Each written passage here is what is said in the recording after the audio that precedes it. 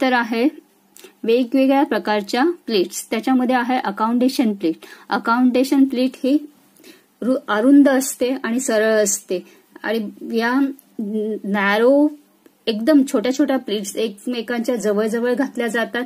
ही knife plate प्रमाणेच असते, परंतु याची जी रुंदी असते ती नाईफ प्लेटपेक्षा खूप कमी असते. लहान मुलांच्या गारमेंटमध्ये, लेडीज गारमेंटमध्ये त्याचा जास्त करून वापर केला जातो. याची या विड्थची रेंज ही साधारण 3 mm पासून 13 mm पर्यंत असते आणि ही बहुतांशी वेस्ट लाईनवर घातली जाते. अशा पद्धतीने ती प्लीट्स तयार होते. त्याच्यानंतर आहे संद्रे प्लीट. संद्रे प्लीट्स ही सिंथेटिक कपड्यांवर बहुतांशी सिंथेटिक कपड्यांवर घातली जाते. अशा पद्धतीने सिंथेटिक कपडे एकमेकांवर म्हणजे प्लीट्स फोल्ड करून त्यावर प्रेस करून ते ब्लेंड केले जातात आणि त्यापासून ह्या प्लीट्स तयार केल्या जातात. याचा जो घेर आहे हा सर्क्युलर असतो. त्यानंतर आहे किक प्लेट.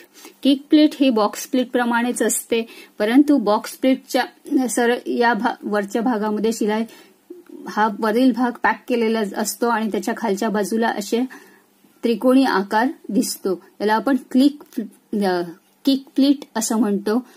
वेगवेगळ्या गारमेंट्समध्ये याचा वापर केला जातो. टॉप शिवण्यासाठी, स्कर्ट शिवण्यासाठी देखील याचा वापर करतात. त्याचप्रमाणे डेकोरेटिव्ह पर्पज म्हणून देखील याचा वापर केला जातो. त्यानंतर आहे कार्टेज प्लेट. कार्टेज प्लेट ही पडद्यांसाठी वापरली जाते. त्याच्या मागच्या बाजूला एक मोठी स्ट्रीप जोडलेली असते. त्या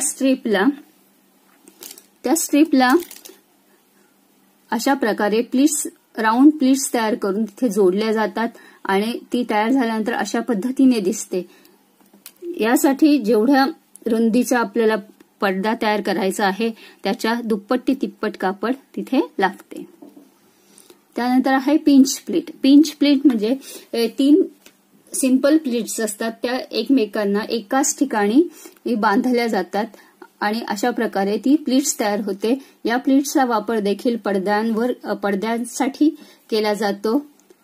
ही प्लेट्स छोटी असते रुंदीला आणि 3 प्लेट्स 1 2 3 अशा पद्धतीने एकत्र बांधल्या जातात आणि त्याचा वापर पडद्यांमध्येच केला जातो.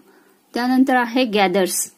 गॅदर्स म्हणजे काय, तर कपड्याच्या एका किनारीवर 5 नंबरची शिलाई मारली जाते आणि नंतर त्याच्या किंवा रनिंग स्टिच घातली जाते आणि त्याचा धागा खेचून तिथे सुण्या पाडल्या जातात. त्याला आपण गॅदर्स म्हणतो. गॅदर्समध्ये एक बाजू कमी होते आणि दुसऱ्या बाजूला फुलनेस येतो. आता गॅदर्स तयार करण्यासाठी जेवढ्या आपल्याला रुंदीच्या गॅदर्स हव्या आहेत त्याच्या दुप्पट ते तिप्पट कापड लागते. आता गॅदर्स या वेगवेगळ्या पद्धतीने तयार करतात. गॅदर्स बाय हँड, गॅदर्स बाय मशीन आणि गॅदरिंग बाय इलास्टिक. जसं रेडीमेड गारमेंटमध्ये बहुतांश इलास्टिकची गॅदरिंग केली जाते.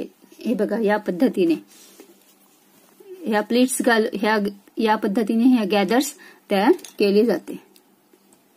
त्यानंतर आहे शिअरिंग. शिअरिंग म्हणजे काय, तर हे पण गॅदर्सचाच एक प्रकार आहे, पण गॅदर्स आपण सिंगल धाग्याने करतो. सिंगल थ्रेड म्हणजे 5 नंबरची शिलाई किंवा रनिंग स्टिच घालून केली जाते. तर शिअरिंग ही एकाखाली एक थोडं अंतर सोडून त्याच्यावर 5 नंबरची शिलाई किंवा रनिंग स्टिच घातली जाते आणि नंतर ते धागे खेचून त्याच्या चुण्या पाडल्या जातात. त्याला आपण शिअरिंग असं म्हणतो. शिअरिंग हे मशीनच्या साह्याने किंवा इलास्टिकच्या साह्याने केली जाते आणि त्यापासून वेगवेगळ्या प्रकारच्या डिझाईन्स तयार केल्या जातात. जसं इथे टॉपवर केलेली आहे, इथे कॉलरच्या भागावर केलेली आहे, इथे बॉडीच्या अपर भागावर केलेली आहे. अशा प्रकारे हे शिअरिंग केले जाते. त्यानंतर आहे ऑर्गॉन प्लेट्स. ऑर्गॉन प्लेट्स ही राऊंड प्लेट्स असते आणि यामध्ये जास्त प्रमाणावर कापड वापरले जाते. आता सध्याच्या काळामध्ये जे वन पीस गाऊन्स किंवा गरारे वगैरे असतात त्याचा फ्लेअर तयार करण्यासाठी या प्लेट्सचा वापर केला जातो. ही प्लेट्स या पद्धतीने दिसते.